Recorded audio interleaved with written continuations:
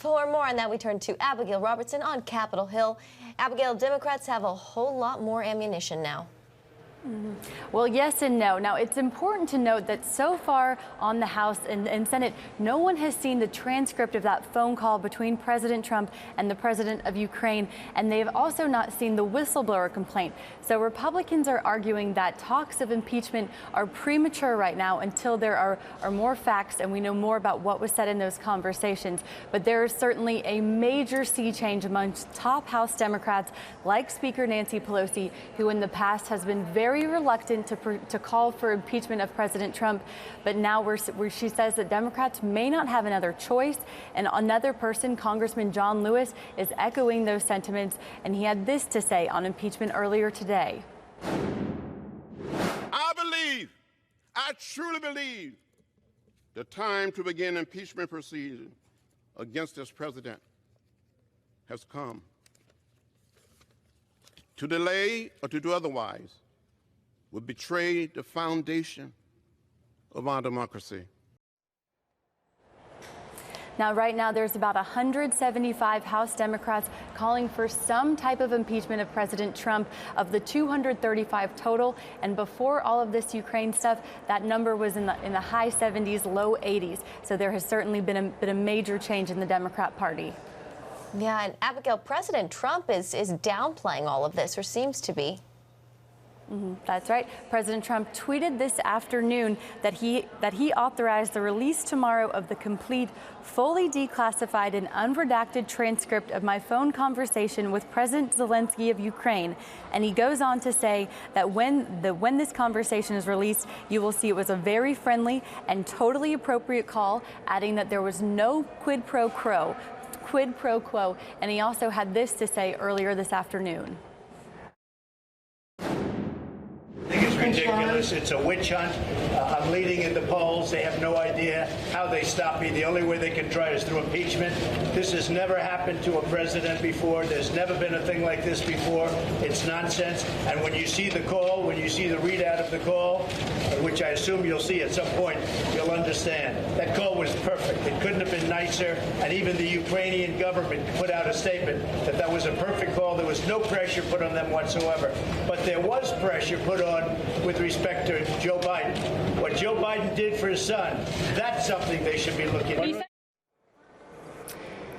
Now, House Democrats, in response to President Trump saying he will release the phone call transcript, have said they want the phone call transcript, but they really want to see the whistleblower report.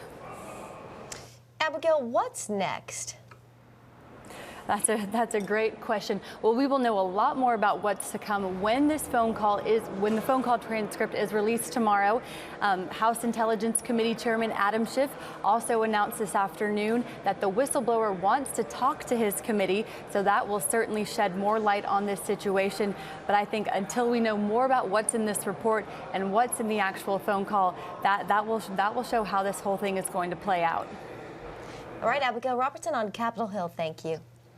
Well, here with us now is CBN's chief political analyst, David Brody. David, walk us through this. We went from 0 to 60 fast. Really fast. What would proceedings look like now that the House is closer to impeachment than ever before? There's so much to unpack here, guys. Hopefully we have 20, 25 minutes or so. Look, there's a lot of stuff we don't know right now. And Abby pointed to two things. What does the whistleblower report say? What does the call say, the transcript of the call say? And also, what happened in between the 2 weeks between the time the phone call happened between Trump and the Ukrainian president and the time that Trump said, let's hold off on this aid? That was 2 weeks before the phone call. That's why they want the whistleblower report, because in that 2 week period, the whistleblower report probably has a bit of the tick-tock in between in terms of what Mulvaney and Trump and all what was going on there specifically, because if Democrats can't prove the link between the aid and what Trump talked to the president of Ukraine about, then they may have an egg on their face moment here, but we are way ahead of the game right now. Yeah, the president says he will release the transcript tomorrow. David, what do you make of the timing of this? Well, you know, it's interesting. Our Faith Nation producer, Shoshana Nunez, actually brought this up, and she made a really good point, which is that Pelosi and everybody can get out in front of this and say, look, we're going to go for impeachment. And then all of a sudden the transcript comes out, and the transcript is kind of a wah, wah, wah, as in there's nothing there. And then the Democrats look like they've jumped the gun big time. So there could be a strategy. There probably is a strategy. Good point, Shoshana, that indeed the Trump release of the transcript makes sense to possibly put an egg on your face moment for the Democrats as well. We'll have to wait and see what's in the transcript. Do you think ultimately this could help or hurt the president? Well, in terms of the release of the or the actual phone call, well, it just depends. I mean, look, we don't know. I mean, if the president said on the phone call, hey, you got a lot of corruption going on there, and speaking of corruption, this Joe Biden thing, have you ever seen what's going on with that? That's different and not an impeachable offense, according to Marco Rubio and many other constitutional scholars, compared to if he said, hey, you better do this or else, if the language and the wording is going to matter in that transcript. That's what I was just about to ask you. Can you help us decipher between a legal or illegality committed or something that is an impeachable defense? Is there something that we need to kind of ferret through there? Well, the question is, it's kind of back to the Mueller situation. You know, there was always a question of whether or not did Trump ask for something on that phone call? Because if he did, it's a thing of value. We've heard this before with Mueller. You know, was the president getting a thing of value for what he wanted? If there was an actual ask, Trump says there wasn't, we'll see. But if there was an ask of some sort, that's a thing of value, that is a crime, and then Democrats will have a much stronger hand. What's the latest that we're hearing from the Ukrainian government? Yeah, well, the Ukrainian government says, the foreign minister says, hey, you know, there was no pressure put on that phone call. Now, whether or not there was a back channel communication by the White House and the Ukrainian foreign minister to say, hey, you know, you come out and support us here, you know, we'll have to find out about that. But they say there wasn't. And also, we also know that the whistleblower is provided this complaint secondhand. So there are a lot of sketchy details. I mean, Democrats are going out on a limb here. And they're going to try to say, you know, impeachment. But you got to also remember, Ukraine is kind of the straw that broke the camel's back for not just Pelosi, I think, here, but also for those 7. This is key. Remember that Washington Post op-ed in the last 24 to 48 hours?